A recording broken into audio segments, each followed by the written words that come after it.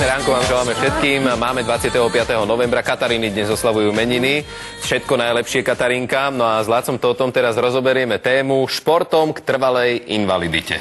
Pretože objavili sa také prípady, predovšetkým u našich politikov, že oni celý rok nič nerobia, sedia v tom parlamente, respektíve majú dosť sedavé povolanie, potom zahrajú benefičný zápas a na 2 mesiace sú mimo. No tak jednoducho, kto celý rok na sebe po fyzickej stránke, a niektorí majú ozaj tých kýl navyše, nič nerobí, no tak to svalstvo atrofuje, degeneruje. A najmä u mužov treba po 30-ke. Čiže jednoducho to je vylúčené, aby sa keď tam chcú robiť nejaké serepetičky, či vypichovačky a nejaké ťukesy, to nemá šancu, veď to si profesionálny hráč rozmyslí, pokiaľ napríklad dlhší, alebo len týždeň, 2 nehral. Však podri sa napríklad tréner nepostaví hráča, ktorý bol dlhšie zranený viac než na posledných 20 minút. Čiže to je jasná vec, že tam príde k zraneniu.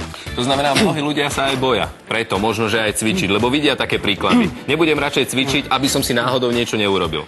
Nie. Treba si dnes uvedomiť jednu, Gregor, základnú vec. Dnes sú ľudia totiž dennodenne vystavení veľmi ťažkým psychickým stresom.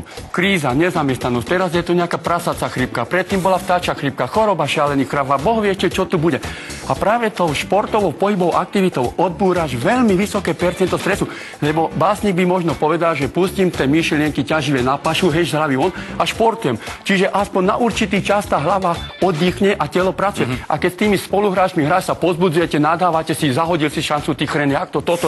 Čiže úplne pozabudneš na tie ťaživé chvíle. Ráno sme začali cvičiť, hneď sme si dali nejaký drep. To znamená, že drep je vhodný na to cvičenie, rozcvičenie, také jemné vbehnutie do toho.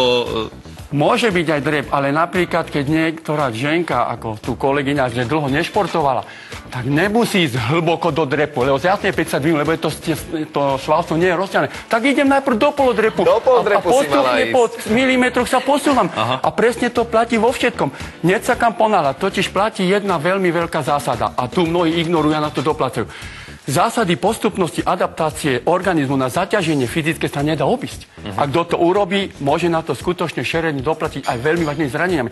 A nemusí niekto ani športovať, že športom trvalý invalidite. Však niekto si napríklad ide v zime, tam trtne na zadok na nejakom ľade, môže si zlomiť chrbticu alebo čo aj mrzák. Koľký sa zmrzačili, len keď išli z vane von alebo do vane. Láco, počúvaj ma, mohol by si ukázať nejaké také cviky jemné na rozcvičenie pre tých, ktorí dlhodobo nič nerobili? Ja odporúčam každému, kto napríklad dlho nič necvičil. Ukáž.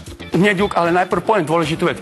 On nemôže ísť do posilňovne bez minimálne mesačnej až 3-mesačnej predprípravy. Však si predstav, že by tam chcel robiť nejaké brúšaky, tak dostane takú ťažkú svalovicu, že bude mať problémy aj v miestnosti, kde aj král chodí pešo. Dobre, takže pred tými brúšakmi, ako si pripraviť to brucho na to, aby som ich mohol robiť, aby som do tej miestnosti mohol ísť?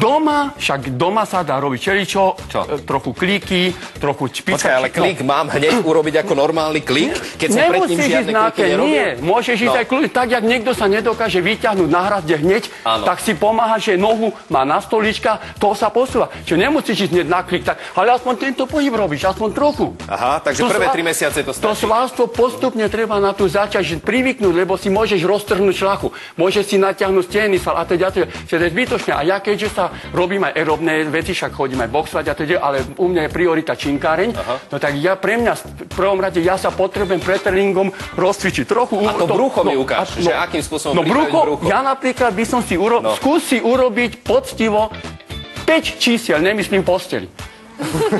Potri klasický raz, čiže idem 2 a pekne sa snažím mať vystreté nohy. A toto by si odporúčal hneď na začiatok pre tých, ktorí nič...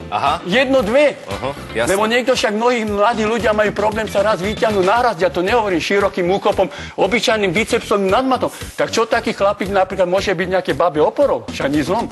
A dnešná mladá generácia len samé diskotéky, fonotéky a bohu nejaké téky. A preto je aj tá fyzická kondícia veľmi slabá. S Lácom Tótom sa budeme ešte určite vidieť. Nebolo to posledný krát v rannom magazíne. Ďakujem veľmi pekne. Teraz si dáme opäť nejaké cvičenie.